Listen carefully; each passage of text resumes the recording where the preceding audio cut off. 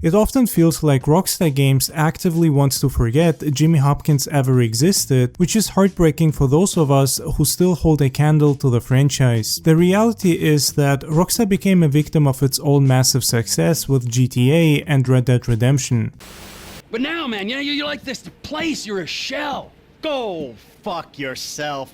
Are you some kind of pure morally justifiable asshole? What, because you're totally psychotic, somehow it's okay? I'm honest, all right? You're the hypocrite. Oh yeah, you're a fucking hero, so far above it all. Oh yeah, well I'm not above ripping open your fucking chest to see what's replaced your heart. When GTA 4 and Red Dead Redemption dropped, they rewrote the rulebook on what a blockbuster video game could be. Suddenly, the industry moved away from smaller, quirky mid-budget titles like Bully. Rockstar realized they could spend 5 years crafting an incredibly detailed historical epic or a massive crime simulator and make billions of dollars. The sheer scale of GTA 5 and its multiplayer changed everything forever. When a single game keeps generating massive revenue for over a decade, smaller passion projects like Bully get pushed to the absolute bottom of the priority list. Why did we never get a sequel to Bully? I think there was just bandwidth issues. You know, if you've got a small lead creative team and a small senior leadership crew, you just can't do all the projects you want. It's easy to look at this shift and feel like Rockstar developed a strange resentment for their older, simpler titles. They stopped being the studio that put out 3 or 4 wildly different games a year, like The Warriors, Manhunt, and Bully, and became a powerhouse focused entirely on massive blockbusters. Every ounce of their development power got funneled into making horseballs react to the weather in Red Dead Redemption 2 or crafting the next multi-billion-dollar playground in GTA 6. You know, Michelle Rowland, the game made almost $1 billion in sales in just the first 24 hours. Places here in the Valley sold out. In the grand corporate scheme of things, a story about a kid trying to survive high school simply cannot compete with the profit margins of an international criminal empire. Over the years, the rumors about Bully 2 have become legendary within the gaming community. We have seen leaked concept art, heard rumors about scripts being written, and even read reports about actual playable builds that existed behind closed doors before being scrapped. Hearing about those cancelled projects is incredibly frustrating because the potential was massive. The concept art alone teased a brilliant direction, showing a slightly older Jimmy living in a rustic American suburb during the summer break. The developers were allegedly trying to implement a deep NPC system where your actions will dictate how the entire neighborhood treated you, which sounds exactly like the evolution the franchise deserved. It would have taken everything that made the original great and given it a beautiful new coat of paint, much like how the best movie sequels built upon their predecessors without losing their identity.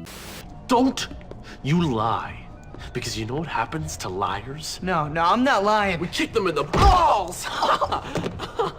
Instead, those ideas were carved up and distributed into other games. The advanced crowd mechanics and memory systems ended up feeding into the realism of Red Dead Redemption. It feels like Bully 2 was sacrificed on the altar of Rockstar's grander ambitions, treated more like a testing ground for tech rather than a franchise worthy of its own spotlight. They stripped the bones of what could have been a masterpiece to feed their bigger machines.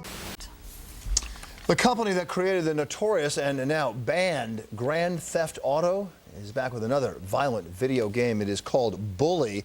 It's set in a virtual school of juvenile offenders, but protesters say the game is anything but child's play. They were loud and they were angry outside Rockstar Company headquarters today, protesting what they claim is the marketing of violent games to children. They object to a video they say shows kids how to take violent revenge out on fellow students and teachers. We are left with a masterpiece frozen in time, sitting on a shelf like an old VHS tape collecting dust. Every time Rockstar announces a new project or drops a trailer for another massive open world, a small part of me feels a wave of old school nostalgia for the hallways of Bullworth. Welcome to Bullworth Academy. Ah. Oh my God! Wow! The studio doesn't necessarily hate the game in a malicious way, but their indifference feels much worse. They have evolved into a company that only aims for the horizon, leaving their most creative and intimate stories behind in the past. You're a diamond, boy!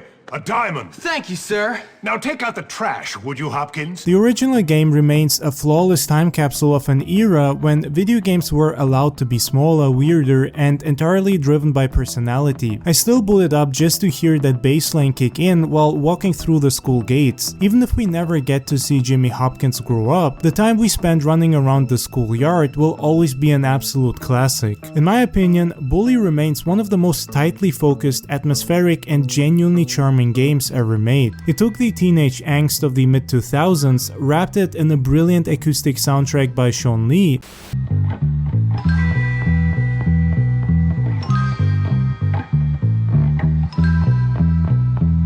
and created a world that felt incredibly alive despite its smaller scale. What I love the most about this game is that it didn't need a massive map to feel amazing. Bullworth Academy and the surrounding town felt like a real place because every corner had its own character. Looking back at it today, the aesthetic feels like pure gold. It captures a pre-smartphone era where entertainment meant riding a skateboard down a hill, throwing marbles at bullies, and pulling fire alarms just to cause chaos. I swear, playing it as a kid made me feel like I was living inside a classic 80s or 90s coming-of-age flick. The writers hit the perfect sweet spot between a Saturday morning cartoon and the sharp satire of the American school system. Don't mess with the bull, young man. You'll get the horns. You will have a clean nose, so keep it clean, or we'll clean it for you. So, we are left holding onto a masterpiece that feels permanently frozen in the golden hour of the mid-2000s. The original Bully sits on the shelf like a classic movie from our childhood, something universally loved, incredibly influential, yet entirely left behind by the people who created it. Rockstar Games' total silence on the franchise over the years speaks volumes. They have moved so far past that era of game design that looking back probably feels completely alien to them now. Do you know what torture it is to be thinking all the time? No, of course you don't. Yet, despite the corporate indifference and the decades of waiting, the original game hasn't lost a single ounce of its magic. It remains a flawless time capsule from a time when video games didn't need to be infinite, live service platforms to be considered great. Soon this school will be ours. I don't want the school. Yeah, well I do, pal, and I intend to get it.